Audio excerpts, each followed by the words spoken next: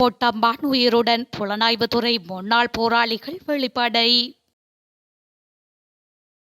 விடுதலை புலிகளின் தலைவர் தொடர்பில் சகோதரனின் அதிரடி அறிவிப்பு. போர்க்குற்றவாளிகள் குற்றவியல் நீதிமன்றில் எடுக்கப்பட்ட அதிரடி முடிவு.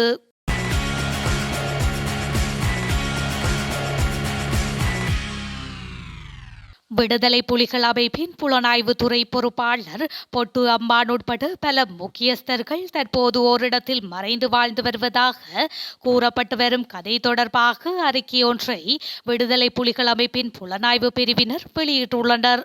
விடுதலை புலிகள் அமைப்பின் புலனாய்வுத்துறையின் முன்னாள் உறுப்பினர்கள் சார்பாக கதிர்காம தம்பி அறிவழகன் என்பவர் வெளியிட்டுள்ள அந்த அறிக்கையில், விடுதலை போராட்டத்தின் காப்பரனாகவும் தடையகற்றியாகவும் உச்சப்பணி செய்து வாழ்ந்த விடுதலை புலிகளின் புலனாய்வுத்துறை பொறுப்பாளர் திரு சானா பொட்டு அம்மானவர்களின் வீரச்சாவும் எமது துறை போராளிகளால் உறுதிப்படுத்தப்பட்டது என்பதை மக்களுக்கு இத்தால் அறிய தருகின்றோம் என்று குறிப்பிடப்பட்டுள்ளது. இது தொடர்பாக புலனாய்வுத்துறையின் முன்னாள் உறுப்பினர்கள் மேற்கண்டவாறு அறிக்கை ஒன்றை வெளியிட்டுள்ளமை குறிப்பிடத்தக்கது. தலைவர் பிரபாகரனுக்கு முதல் முறையாக வீரவணக்க நிகழ்வை நடத்த உள்ளதாக அண்ணன் வேலுப்பிள்ளை மனோகரன் அறிவித்துள்ளார். இந்திய ஊடகம் ஒன்றுக்கு வழங்கிய நேர்காணல் ஒன்றிலேயே அவர் இதனை தெரிவித்துள்ளார். அதன்படி தலைவர் பிரபாகரனுக்கான முதல் வீரவணக்க நிகழ்வை எதிர்வரும் 18ஆம் திகதி டென்மார்க்கில் நடாத்த உள்ளதாக மனோகரன் தெரிவித்துள்ளார். அத்தோடு தலைவர் பிரபாகரனின் பெயரில் நடக்கும் மோசடிகளை தடுக்கவும், அவரது வாழ்க்கை பிழையாக சித்தரிக்கப்படுவதை தடுக்கவும் இந்த வீரவணக்க நிகழ்வை நடத்த தீர்மானித்ததாகவும் அவர் குறிப்பிட்டுள்ளார். இதேவேளை 2009 ஈழப்போரின் போது தங்கள் மண்ணுக்காக தலைவர் பிரபாகரன், மனைவி மதிவதனி, பிள்ளைகள் என அனைவரும் உயிர் நீத்தார்கள் என்றும் அவர் சுட்டிக்காட்டியுள்ளார். ஸ்ரீலங்காவின் போர் குற்றவாளிகளை அனைத்துலக குற்றவியல் நீதிமன்றில் முன்னிறுத்துவதற்கான ஆதரவை பிரித்தானிய தொழிற்கட்சி தலைவர் கியர் ஸ்மார் வெளியிட்டுள்ளார். பிரித்தானிய நாடாளுமன்றின் மக்களவையில் நேற்று தொழிற்கட்சி ஆதரவான தமிழர்கள் அமைப்பு நடத்திய முள்ளிவாய்க்கால் நினைவு நாள் நிகழ்விலேயே அவர் இதனை தெரிவித்துள்ளார். ஈழத்தீவில் இடம்பெற்ற யுத்தத்தின் இறுதி கட்டங்களில் படுகொலை செய்யப்பட்டு கொடூரமான அனைத்துலக குற்ற மீறல்கள் ஆளாக்கப்பட்ட பல்லாயிரம் தமிழர்களை நினைவில் நிறுத்தி அவர்களை மதிப்பளிக்கும் வகையில் இந்த நிகழ்வு நடைபெற்றது. இவ்வாண்டு பிரித்தானியாவில் நடைபெறும் என எதிர்பார்க்கப்படும் பொது தேர்தலில் தொழிற்கட்சியே வெற்றி பெறும் என கணிப்பிடப்பட்டுள்ளது. கொடூர செயல்களால் பாதிக்கப்பட்ட மற்றும் உயிர் தப்பியோருக்கும் அவர்களின் குடும்பத்தினருக்கும் தனது இதயம் நிறைந்த இரங்கலையும் ஸ்மார் தெரிவித்திருந்தார். முள்ளிவாய்க்கால் நினைவேந்தலுக்கான நாள் மட்டுமன்றி அவசரமாக நீதி கிட்ட வேண்டியதை நினைவூட்டும் பதிவு என்பதையும் ஸ்மார் வலியுறுத்தியுள்ளார். அத்தோடு யுத்தத்தின் போது இழைக்கப்பட்ட கொடூரங்கள் மறக்கப்பட முடியாதவை என்பதையும் அவர் கோடிட்டு காட்டினார். தமிழர்களுக்கு எதிராக கொடூரமான அனைத்துலக குற்றங்களை புரிந்தவர்களை நீதியின் முன் நிறுத்துவதன் மூலமே மடிந்த மக்களை நினைவேந்தி மதிப்பளிக்க முடியும் என்றும் அவர் சுட்டிக்காட்டியுள்ளார். ஸ்ரீலங்காவின் நிதி ராஜாங்க அமைச்சர் ஷெஹான் சேமசிங்கவுக்கு எதிராக கொலை மிரட்டல் விடுக்கப்பட்டுள்ளமை தொடர்பான விசாரணைகளை கோட்டை காவல் நிலையம் ஆரம்பித்துள்ளது. இது தொடர்பான தொலைபேசி அழைப்பு நேற்று பிற்பகல் ராஜாங்க அமைச்சரின் அலுவலகத்திற்கு கிடைத்துள்ளதாக குறிப்பிடப்படுகின்றது. இதேவேளை ஷெஹான் சேமசிங்கவை எதிர்வரும் தேர்தலுக்கு முன்வர அனுமதிக்கப் போவதில்லை எனவும், தனது அச்சுறுத்தலை புறக்கணித்தால் கொலை செய்து விடுவேன் எனவும் தொலைபேசியில் அச்சுறுத்திய நபர் தெரிவித்துள்ளார். இதன்படி ராஜாங்க அமைச்சரின் முறைப்பாட்டின் அடிப்படையில் கோட்டை காவல்துறையினர் விசாரணைகளை ஆரம்பித்துள்ளதாக அவரின் ஊடக பிரிவு அறிவித்துள்ளது.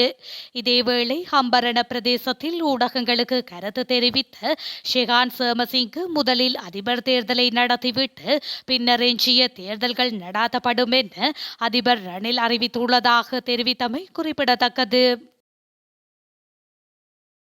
அதிபர் தேர்தலை நடத்துவது தொடர்பான வர்த்தமானி அறிவித்தல் எதிர்வரும் ஜூலை மாதம் வெளியிடுவதற்கு தயாராகி வருவதாக அமைச்சர் மஹிந்த அமரவீர குறிப்பிட்டுள்ளார். அதிபர் தேர்தல் தொடர்பான வர்த்தமானி வெளியிடப்பட்டதன் பின்னர் எந்த ஒரு அபிவிருத்தி பணிகளையும் மேற்கொள்ள முடியாது எனவும், தேர்தல் முடியும் வரை அபிவிருத்தி திட்டங்களை நடைமுறைப்படுத்த இடமளிக்கப்பட மாட்டாது எனவும் அவர் சுட்டிக்காட்டியுள்ளார். இதன்படி தமது அமைச்சின் கீழ் இவ்வருடம் திட்டமிடப்பட்டுள்ள அபிவிருத்தி வேலை திட்டங்கள் துரிதப்படுத்தப்பட வேண்டும் எனவும் அவர் குறிப்பிட்டுள்ளார். இதேவேளை அரசியல் அமைப்பு ரீதியாக உரிய காலத்திற்குள் அதிபர் தேர்தலை அறிவிக்க தயார் என தேர்தல் ஆணைக்குழுவின் பணிப்பாளர் ஜனதா சமன் ரத்நாயக்கு தெரிவித்துள்ளார். மேலும் அதற்கான ஏற்பாடுகள் தற்போது தயார்படுத்தப்பட்டு வருவதாகவும் அவர் கூறியுள்ளார். மே 18 முள்ளிவாய்க்கால் நினைவேந்தல் நாட்களில் நடைபெறும் நிகழ்வுகளை கண்காணிக்கும் நடவடிக்கையில் சர்வதேச ஊடகங்கள் ஈடுபட்டுள்ளன. குறித்த கண்காணிப்பு நடவடிக்கையானது இன்றைய தினம் முல்லைத்தீவு முள்ளிவாய்க்கால் கட்டட பகுதிக்கு அருகில் ஆரம்பிக்கப்பட்டுள்ளது.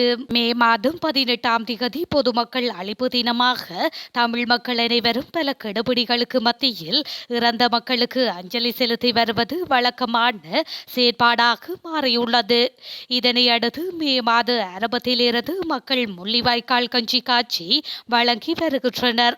இந்த நிலையில் இந்த நிகழ்வுகளை இம்முறை சர்வதேச ஊடகங்கள் நேரடியாக கண்காணித்து வருகின்றன.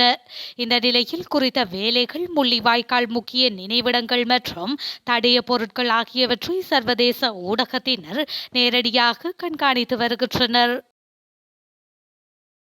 அரசாங்கத்தில் அங்கம் வகிக்கும் ராஜாங்க அமைச்சர் ஒருவர் கட்டுநாயக்க விமான நிலையத்தில் குழப்பத்தை ஏற்படுத்தியதாக தகவல்கள் வெளியாகியுள்ளன. கடந்த 14ஆம் தேதி விமான நிலையத்திற்கு சென்ற ராஜாங்க அமைச்சர் அங்கிருந்த ஊழியர் ஒருவரின் கன்னத்தில் அறைந்து பல பாதுகாப்பு அதிகாரிகளை அச்சுறுத்தியதாகவும் கூறப்படுகின்றது. குறித்து அமைச்சரின் மனைவி உட்பட பலர் வெளிநாடு செல்வதற்காக விமான நிலையத்திற்கு வந்தபோது இந்த சம்பவம் இடம்பெற்றுள்ளது. ராஜாங்க அமைச்சரை விமான நிலையத்திற்கு அழைத்து செல்ல வந்த பாதுகாப்பு உத்தியோகத்தர்கள் அனுமதி சீட்டு இல்லாமல் பிரதான வாயில் வழியாக விமான நிலையத்திற்குள் நுழைய முற்பட்ட போதே இந்த சம்பவம் இடம்பெற்றுள்ளது. இதன்போது அமைச்சரின் பாதுகாவலர்கள் துப்பாக்கியுடன் விமான நிலையத்திற்குள் நுழைவதை தடுக்க பாதுகாப்பு அதிகாரிகள் நடவடிக்கை எடுத்ததை அடுத்து மோதல் ஏற்பட்டமை குறிப்பிடத்தக்கது. எதிர்வரும் அதிபர் மற்றும் பொது தேர்தலை இலக்கு வைத்து ஸ்ரீலங்கா பொதுஜன முன்னணி நடாத்தும் முதலாவது கூட்டம் அனுராதபுரத்தில் நடைபெறவுள்ளது. இந்த கூட்டமானது அனுராதபுரம் தலாவ நகரில் 26ஆம் தேதி பிற்பகல் 3 மணிக்கு இடம்பெறவுள்ளதாக வடமத்திய மாகாண முன்னாள் முதலமைச்சர் SM ரஞ்சித் தெரிவித்துள்ளார். நடைபெறவுள்ள முதலாவது கூட்டத்திற்கு முன்னாள் அதிபர் மஹிந்த ராஜபக்ஷ தலைமை தாங்க உள்ளார்.